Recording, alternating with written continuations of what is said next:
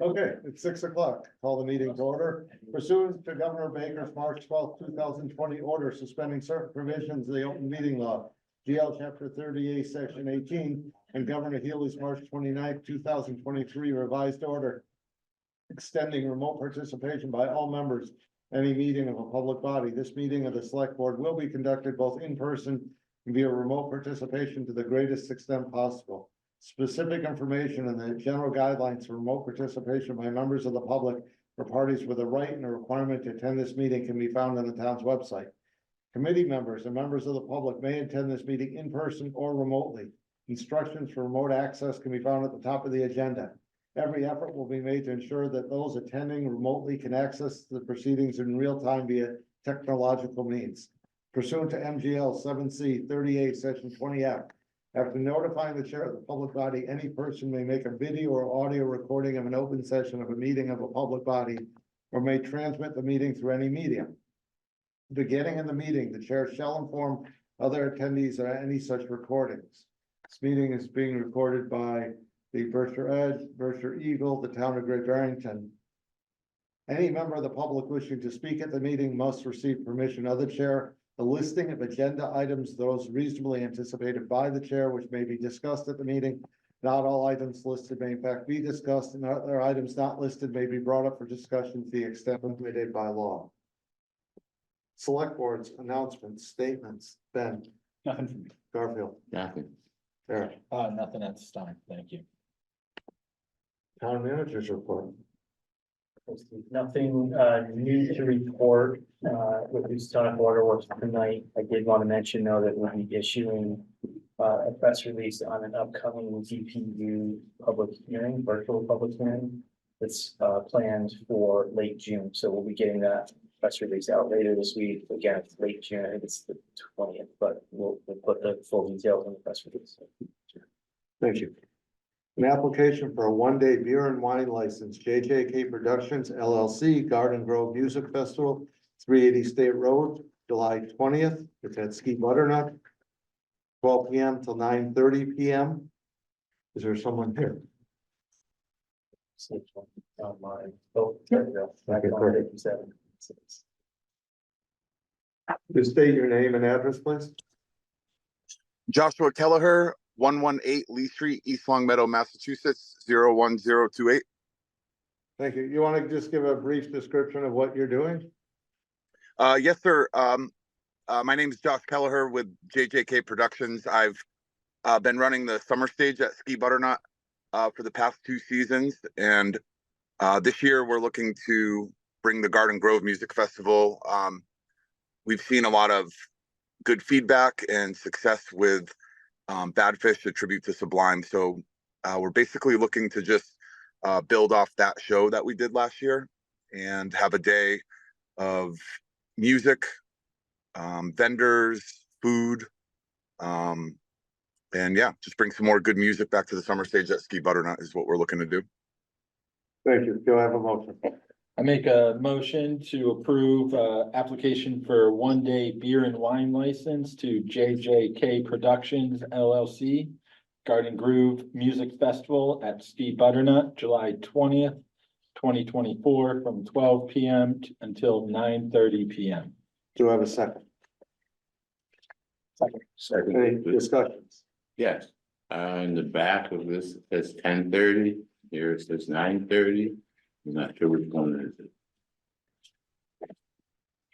it. Am I still on, guys? Yes, you are. Oh, sorry. I apologize for that error. That must have been a mistake on my application. We are looking for 12 p.m. to 9:30 p.m. Thank you. Okay, that's fine. Apologize on that error.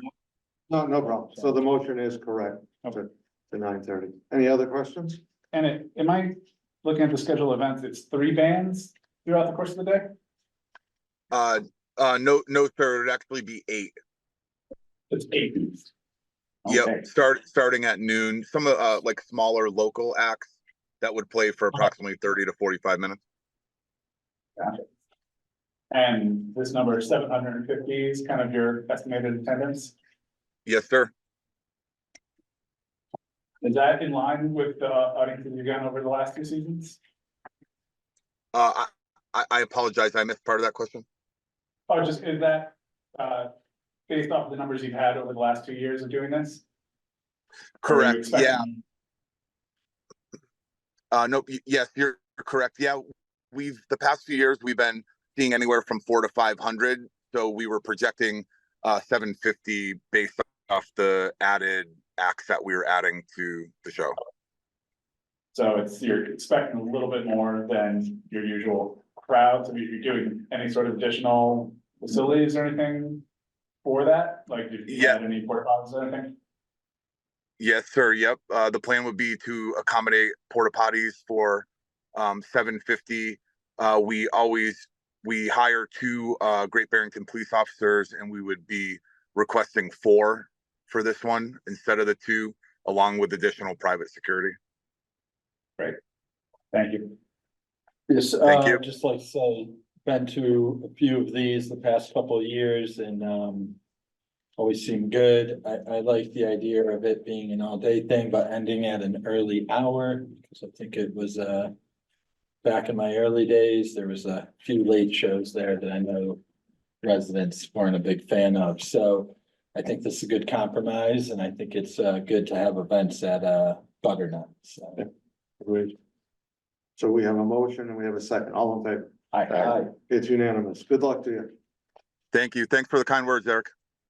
Thank you. Application for a driveway permit, Michael Lacombe, 12 Powell Drive. Do I have a motion? I make a motion to approve the driveway at 12 Popple Drive with the conditions as written by town staff. Do I have a second? Do I have questions? I just want to mention that I handed out an updated. Yeah, that's my question, just that I can see that the plan is different than what was in the The packet. plan that was in the packet was incorrect. It wasn't the applicant's fault, it was the town's fault. Gotcha. So everything that was signed off on was this plan. The approval was based on the new plan, along with highlighted revised driveway plan. Gotcha. Okay. The bottom right. Okay. My apologies for that. No big deal. Any other questions? I guess my only question is, so is it just, it's not wide enough for 2 cars, it's just like 1 car, am I reading that correctly? Or is it- It's 12 feet wide. Just go up to the microphone and state your name. Sorry. There are people online. Michael Lacombe, it is, designed just for 1 car, yes. It's, I put it in between the required, between, 8 and 16, so I just split the difference. Anyone else? All in favor? Aye. Unanimous. Good luck for you. Thank you. Okay. New business. And we will be not doing the historical commission appointment tonight, so the only new business we have is review and approve the proposed updates to town fee schedule, Mark. Sure. So several months ago, as you recall, I believe it was in joint session with the finance committee, we were asked to review townwide all the various fee schedules and make recommendations on increases as necessary. And I recognize that this project was delayed for a bit, and I want to just offer a couple of reasons for that. The first reason is the staffing transition in my office was a bit of a setback. But the real reason is that some of these fees are tied to state statutes. Some of these fees are tied to town bylaws. Some of these fees are approved by other boards. So every one of these fees had to be researched individually to see who the approving authority is. So everything in your packet tonight is within your purview. So I can see now why this has been so difficult to get across the finish line over the past 10+ years or so. But that said, the version, like I said, that's in your packet is what we believe to be a comprehensive list of our town fees under your jurisdiction. I wanted to mention that some of these fees, again, have not been updated in a decade or more. Some of them go way back. So we had staff look at their current fee schedule compare them with other comparable cities and towns, and not every department use the same cities and towns. It didn't work out that well for us. Because, every city and town is unique, so, but I will say that we not only have recommended increases here, in line with the staff time necessary to provide some of these services. But a lot of these fees also reflect the actual cost. So, for example, I know when I talk to you individually, right now, some of our disposal costs, this is the best example I can come up with, some of our disposal costs at a transfer station. If the actual cost for disposal is $40 and the fee we're charging is $10, us as taxpayers are subsidizing that disposal. So these new rates should help address that so that the actual user is paying the fee rather than all of us as taxpayers. They should also generate a pretty significant amount of revenue, these increases. Joe's here tonight, since a lot of these fees are from his department. Matt's here tonight to represent the building department. Chief Turner was supposed to be here, although I did hear the tones. There was a mutual aid call to Monterey a few minutes ago, so he's probably tied up there. And my recommendation to you, once you get all your questions answered, assuming you have questions tonight, is to approve the fee schedules effective immediately so that we can get out ahead of this before the new fiscal year. So there's two ways we can do this, and I'm gonna try the easier way. We can go through each department. But I think most of it's self-explanatory, so I'll just open it up to questions. And then if it doesn't look like we need to go through each department, we won't, we'll just approve it. Either all of them or the departments that we're comfortable with. We don't have to do them all tonight if we have some other questions we can't answer or we're not in agreement with. So let's open it up to questions. I have more of a statement, I guess, than a question. Just from my own experience dealing with other towns, like I know that our say electrical inspections and construction inspection fees, they've all been cheaper than other towns. So in dealing with the inspectors, I see the need for those to be raised. And also Mark's example of the transfer station, I know it's kind of a service, but it's also after coming through this past budget season, I personally feel we subsidize a lot of things for residents of other towns and all that stuff. So like the transfer fees and stuff for the transfer station, I see those as well needed. I know some of them jump significantly, but that's the going rate, especially now that Kinsella and other companies have consolidated the transfer stations in general. The prices are going up fast in that area. So, I do believe probably people that have been using it for a long time are going to be a little shocked, but unfortunately, that's the price to do business these days. And I don't see why the town would need to take it on the chin for that. So I think all these seem reasonable to me, and unfortunate but reasonable. Yeah. So I just say I agree, and I think it's needed. But I like the idea that we're not going to pass this on to us as taxpayers. So and that's very good solutions for me. It's users fees, and we have been passing it on to taxpayers, and that's not the right way of doing it. Yeah. If something costs $40 and we're charging 10, the other 30 is being paid through taxes. So this is the right way to do it. And hopefully now that we have a system in place that every 2 years or so we can look at fees and not wait as long. There's good reasons. Mark's right, why we had to wait. We've talked about it over the years, but it's a huge job. Yeah, I just want to say thank you to staff for doing this work. I know it took a lot of research but having this framework so we are in a better place to update it going forward, I think is incredibly important because as Eric mentioned, budget season is gonna get harder and harder every year, and if we don't wanna put this on the back of the taxpayers, we have to find another revenue stream.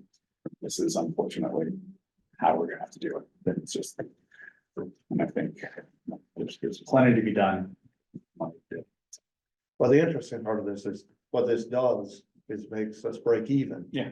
It's, we're not, you're right, we're not profiting from it, but at least we're breaking even. Yeah. And that's something we haven't done in a number of years. I did just want to mention also that we've had quite a few conversations about this at our department head meetings, and some of the boards and committees that have fee schedules that you're not seeing here tonight, they are also being asked to revisit them and update them as well. So it's not just happening here, it's happening townwide in line with the original requests. Do I have a motion to approve and immediately to impose these immediately as presented? So moved. Second, Yeah. any other discussion? All in favor? Aye. Unanimous. Thank you very much. Thank you for being here, both of you. Absolutely. Okay, citizen speak time. All right. You know the drill, name and address. Walter Atwood, 370 Maple Avenue. Thank you guys for doing the fee schedule. I was on the select board and finance committee, a lot of those fees never been changed. There's one thing that one of the committees I'm on, we have perpetual care. And having us to change the fee schedule made me go and take a look. So I check out and I find out perpetual care in the cemetery is the amount of money that we take from each one of the grave sales and it's put into a fund. The fund allows us only to spend the interest.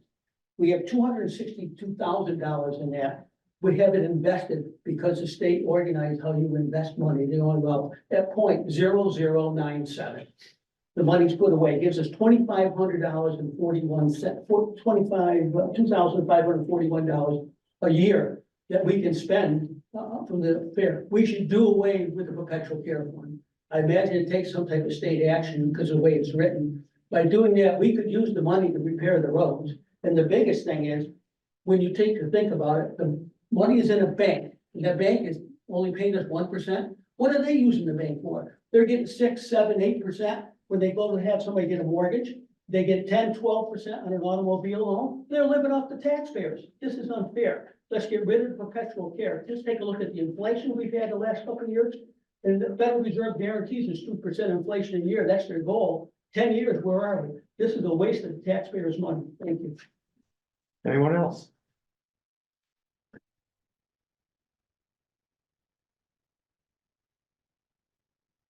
Select board time. Ben? Garfield? Nothing. Yeah, I have a few things I meant to say in the beginning, but just wanted to remind everybody, we got our parade coming up back in Great Barrington. Very excited for it, and I believe there'll be a barbecue at the VFW in Great Barrington after. And then also I want to put in a plug for June 8th. It's the Party in the Park in Housatonic. We're gonna have the event again from 12 to 4. Be live music, some food trucks, and festivities for the kids and whole family. So it's gonna be a nice sunny 70-degree day that day, and it's gonna be a good time in the park. So What are the hours? 12 to 4. That's a June 8th Saturday. is a Saturday. Yep. I like the positive note. Yes, gotta throw it out there. Absolutely. Okay, media time. Saying no one, unanimous consent, we are adjourned. Thank you very much. Thank you.